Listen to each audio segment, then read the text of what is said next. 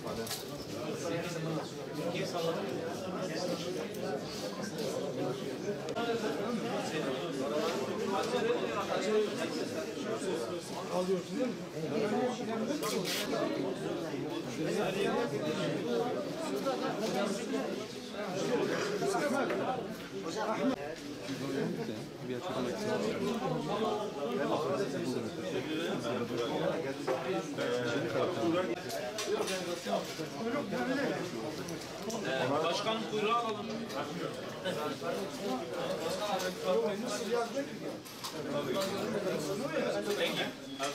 Dansıyla üstünden damlar ama.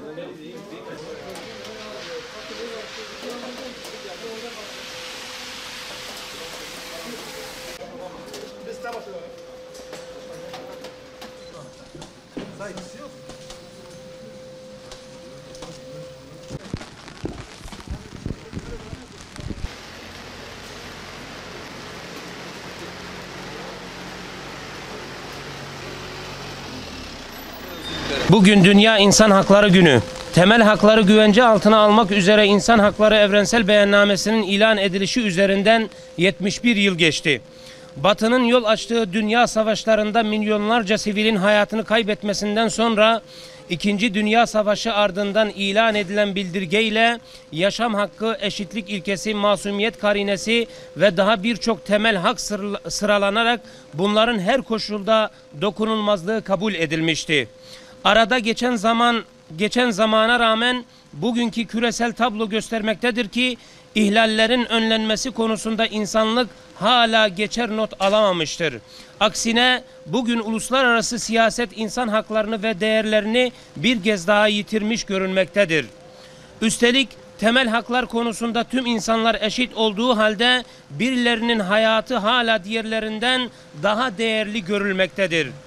Kendini tüm insani değerlerin merkezi olarak gören Batı, bugün yabancı düşmanlığı, Müslüman karşıtlığı ve nefret suçları girdabına girmişken, dünyanın diğer ülkelerde sivillere yönelik her türlü ihlal, güvenlik perdesi altında meşrulaştırılmaktadır.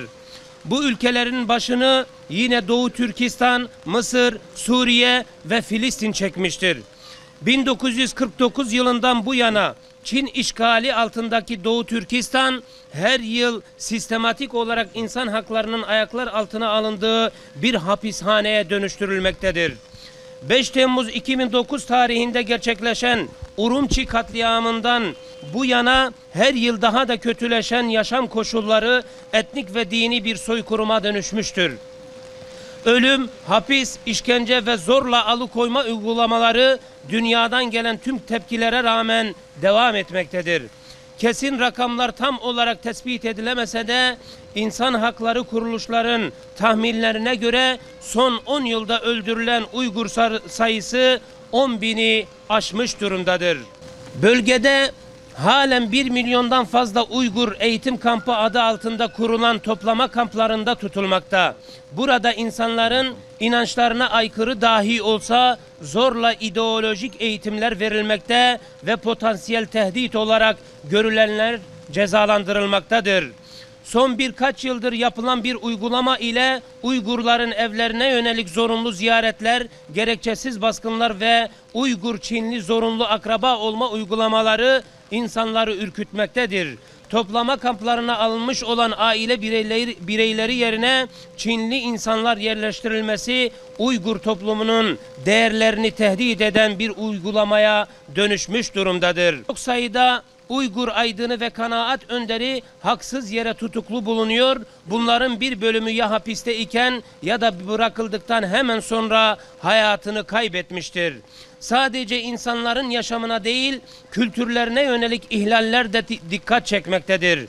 Birçoğu Uygur kültürünü ve dini eserlerini ihtiva eden 730 çeşit kitap ya yasaklanmış ya da yok edilmiştir. 100'den fazla web sitesi kapatılmış ve yöneticileri tutuklanmıştır.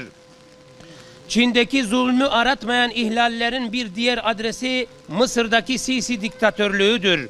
2013 yılındaki darbenin ilk zamanlarındaki katliamlar zamanla azalsa da siyasi muhaliflere yönelik kaçırma, gizli alıkonma, işkence ve infaz gibi en ağır insan hakları ihlalleri sistematik olarak devam etmektedir.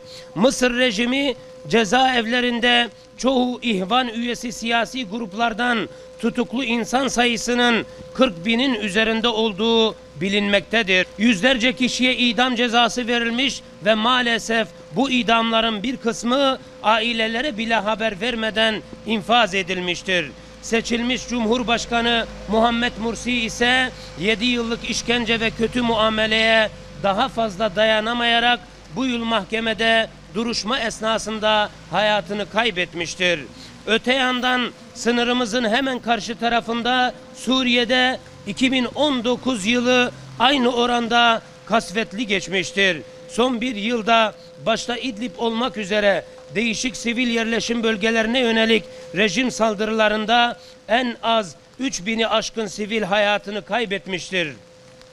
2011'den beri çatışmalarda veya hapishanelerde bir şekilde öldürülen sivillerin sayısı 500.000'u aşmıştır.